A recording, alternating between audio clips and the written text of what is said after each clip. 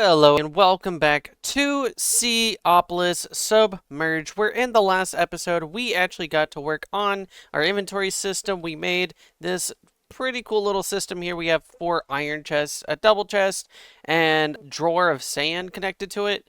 And it does show if we right click that we have 82 slots free. So we still have a little bit that we can work on if we want to expand the storage system, but it's working quite well. And in the last episode, we ended up actually finishing the automation tab, and I went off camera and worked a little bit down the basic thermal. I wasn't recording during that time, which is unfortunate, but we also set this monstrosity up. Right here, it starts off making cobblestone. This left side right here makes gravel and gravelly mulch, and this right side makes sand and I believe all the way down to dust. And now check this out. Look at all these resources. We are piling up, I would definitely say. Now in today's episode, we're actually going to be working on power, which is going to be really cool. We have a few things in here that we were making off camera that we are going to be using for it. However, the first part of this quest basically means we are going to work on steam. Steam, which is Stirling boilers, that turns into power, and we're going to use that power in order to get us these dusts. So I went ahead and gathered all the things that I was needing. I do know, actually, I did forget to get a bucket, which we have in our inventory. For some reason, we have 16 in there. But what we're going to be doing here is setting up a little bit of a system where the Aquacious accumulator will get the water and put it into the Stirling boiler, which makes steam, and you put the steam into the steam dynamo, and yeah, it's a pretty normal thermal process. And just like that, we should be producing steam once we get a little bit of coal in here. And let's see, and boom, look at that, we're making steam now, and this is actually producing us some energy. With that, we can actually throw our pulverizer down, and it is charging up pretty freaking quickly. Look at that. But with that being said, we are going to work on nickel dust, iron dust, and copper dust. So I did a little bit of math, and I think this should be all that I need in order to get down to induction smelter and multi-servo press.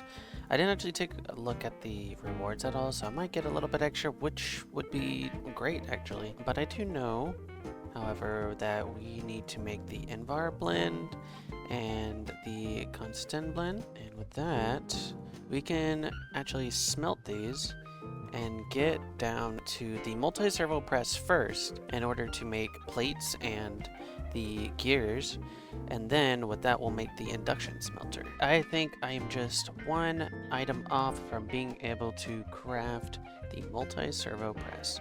Check that out. Let's get that quest reward completed. That's the Constantin side done. And I do know here we were cooking up some Invar ingots here and here, which we should now have enough. If we go ahead and switch these out real quick, we can throw down the multi-servo press. I believe we can just stick 4 ingots in there. I think it'll work just fine. Yeah, so that'll make us some plates, and with the plates we'll make the gear working die. With the gear working die, that's going to be 1 block and 4 plates, which we're actually almost done. This thing is actually quite quick, actually, if you think about it. So with that, we can make 1 block of Invar and surround it in plates, and we have gear working die. And last but not least, in order to make the induction smelter, which I didn't realize, but this actually gives us a free plate, we need to make 2 Invar ingots, or gears, I mean. And with that, I already threw in the 8 in here, and we have 2 Invar gears. I am missing a furnace, however, but that is no issue as we have plenty of cobblestone. And now, we are so close. There we go. Okay. Now, we should be able to make the induction smelter. And with that, that means we have this quest, or this chapter, complete. And we get to move on to Signalum.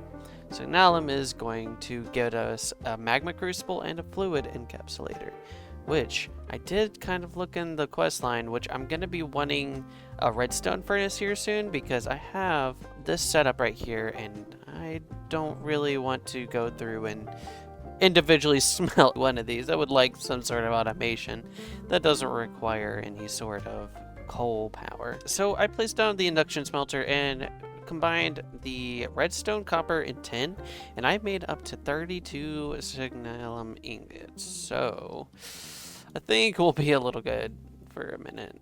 So we're going to go ahead and work on the magma crucible, which is actually going to take a lot of Invar, and I'm going to need another machine frame, which I don't think I have another machine frame. So lucky enough, I should be able to just easily craft the machine frames now. Check that out, 2 machine frames. That's quite easy. But I want to work on the magma crucible next, which is going to take the Invar. I don't think we have enough. We definitely don't have enough. I got the 2 Invar gears, and I believe the Invar blocks were also in here. Yes, they are.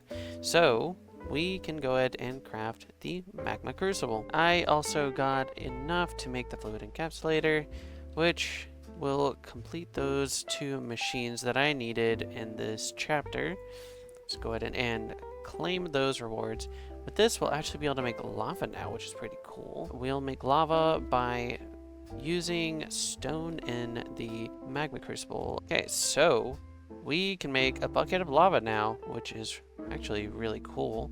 This magma crucible will go ahead and make us a bucket of lava. And just like that, we actually got a lava bucket, which I feel like is pretty late in the game considering, but with that being said, we can work on the coil, which is pretty simple. I should just need some simple iron nuggets and throw on the 2 copper there. Let's make a few of those. I actually want to make a few of those because I know I'm going to need some later on. Rather prepare now. But I do know that I need redstone. There we go. And I need to throw the redstone in the magma crucible. Go ahead and set output here on the left, input here on the right. And when that finishes, oh, yep, look at that, right into there. And it looks like 100 millibuckets of redstone makes 1 redstone flux coil. So we actually don't need that many. So there's 4, and we just need 1 more in there, and that looks good. Maybe, okay, no, it's actually 2. So that's going to make 1 more, and that should finish off the rest of that. In order to craft the crystallizer, we need 2 constant gears, which I have already made the ingots for, and we needed that redstone flux coil and a machine frame and some glass and the signalum plates. Now, I don't think I have the plates, so I'm going to have to wait until after this constant gear and go ahead and make the plates. I don't know if we actually have any. No, we don't. So we should be good. Once this is complete, we'll be able to make the crystallizer. All right, check that out. We have the crystallizer now. Let's go ahead and throw this into our setup. We actually need another flux duct for it.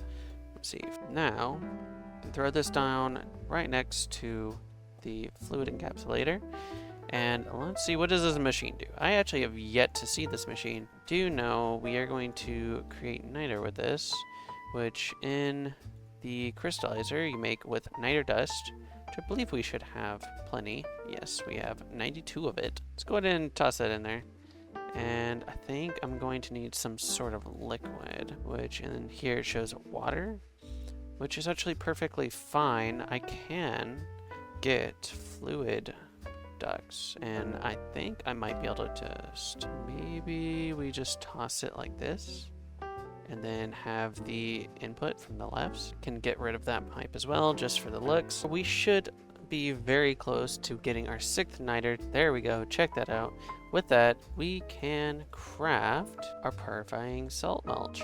With that being said, I can grab another mulch, throw that on top of this new strainer, right click that and throw my strainer tank on there, and check that out. We have some purified water.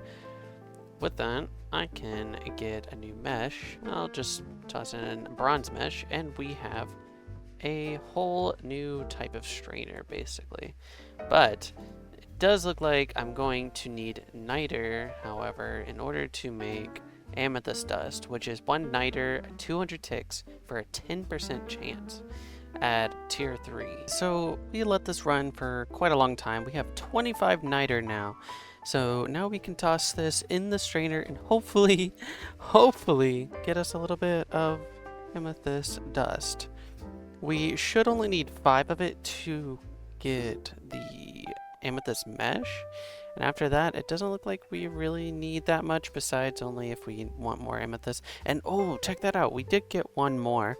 That's a 10% chance. So technically I should only get like 2 of them from this, and we need 5 at least. We managed to get 6 amethyst dust. I don't know about those chances, but I think we are pretty lucky with the amethyst dust though. However, we should be able to turn this in the crystallizer and turn this into amethyst shards, which is for some reason going to take forever in order to process that. But with that, we'll actually be able to get into the next chapter, which is going to make us the amethyst mesh, getting Certus Course dust, apatite dust, gold ore, and silver ore, and some blitz powder as well, which does sound very cool. I do know, though, when we get into gold and silver, this will actually come all the way down into mystical agriculture, and we can finally start getting quite a lot of things. After that, we will be working into the echo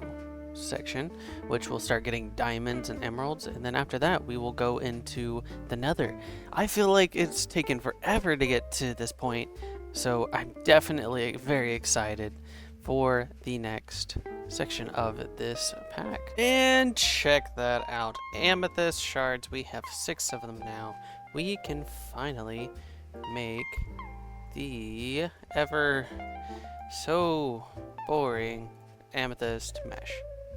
Just like that, we have started into the gems and dust. This will allow us to get all kinds of goodies and get into the infusion altar finally, which I've been waiting to get into agriculture already. But with that being said, I do believe we made quite a lot of progress in this episode. This episode, we showed off our little automation thing over here that got us tons of resources. We showed off this little system that we made with using the Aquatius accumulators, making steam, and we made 6 different machines that have definitely helped quite a bit. And we made the purifying water that allowed us to make this amethyst mesh. If you enjoyed this episode, make sure to go down below, like and subscribe, and leave a comment saying whether you liked it, disliked it, or what you think I might be able to improve on. Thank you so much for watching, and see you in the next episode.